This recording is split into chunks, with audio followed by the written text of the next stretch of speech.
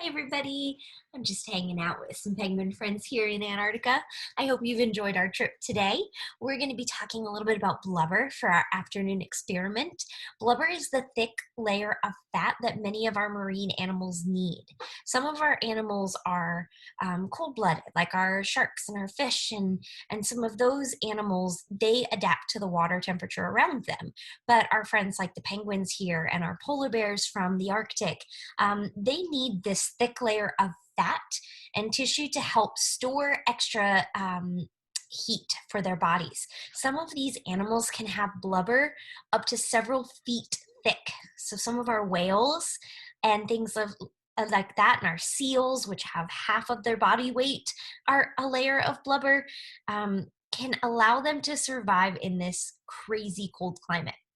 So what we're going to look at today is how to do a simple experiment. If you have a couple things on hand, you will need 2 Ziploc baggies, one of a smaller size. So I'm using a sandwich bag and then a quart-sized bag. And then you'll need some duct tape, which I do not have, so I'm using some packing tape, something a little bit wider than normal tape. And then you'll need some shortening or some fat.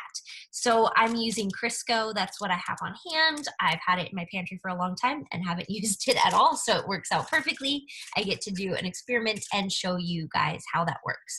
You'll also need 2 buckets of or bowls of ice water so you can feel the difference, or just one will work fine too.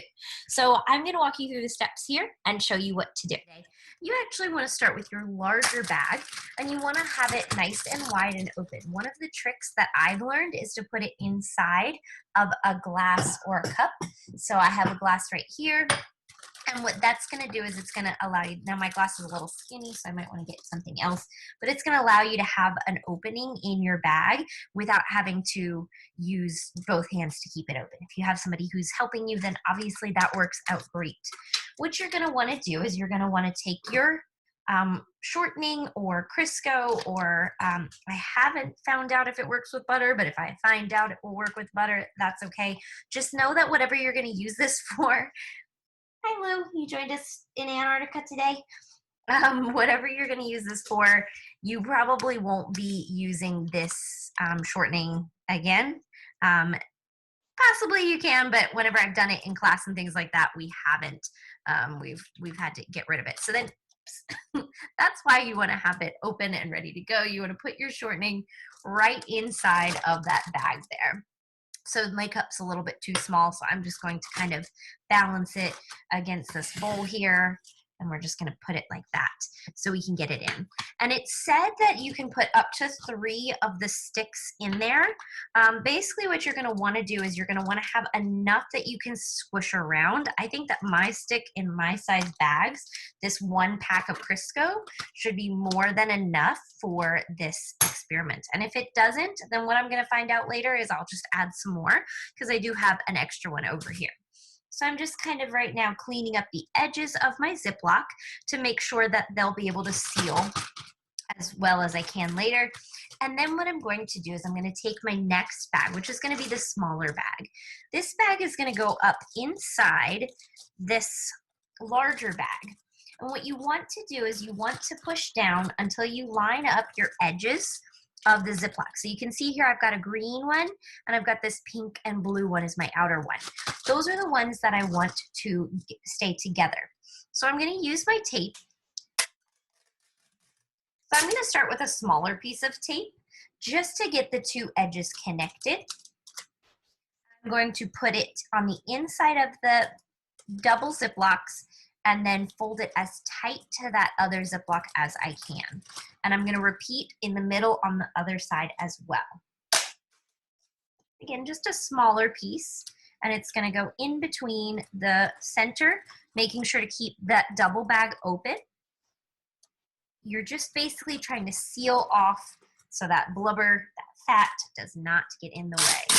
So now I'm going to use a longer piece, and this is where you might need some help, but you want to put it on the inside of your bag all the way across, and my piece is a little bit too large, so I'm going to put these together to the rest.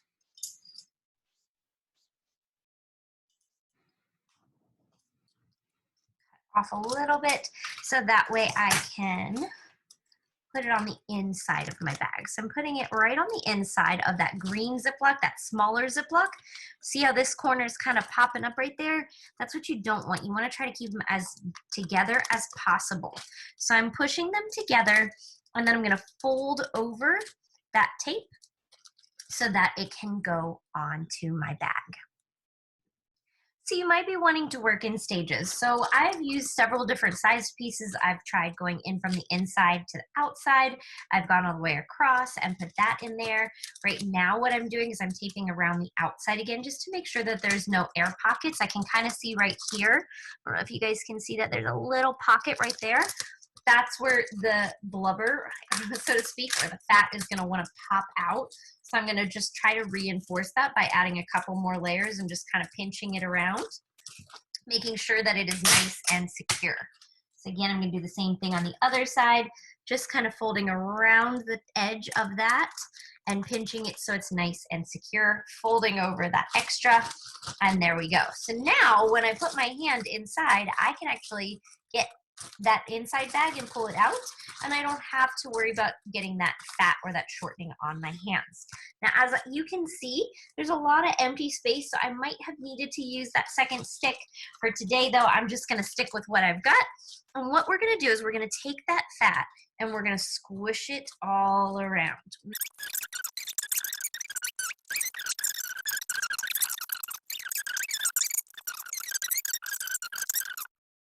All right, so here we go. We've got our Arctic water. We've got a giant iceberg sticking out in the middle. It is very, very cold. When I put my hands in there, I don't think that they'd be able to last very long before it's getting too cold. My fingers are turning tingly. Whew, they're so cold. So I'm going to now let that hand warm up a little bit, and I'm going to put my blubber on my hand. Again, making sure that it is spread all the way around my hand, and then I can put it in the ice water.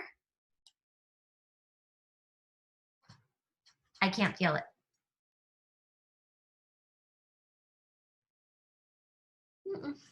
Nothing. It's keeping my hand completely warm.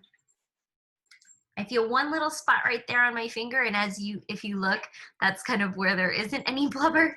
So this layer of fat is what keeps those animals warm in that Arctic water. So our animals like our penguins and our polar bears and things like that, this is what they're getting to keep them warm. Some, as I said, inches and inches thick. Some, like our whales, are feet thick.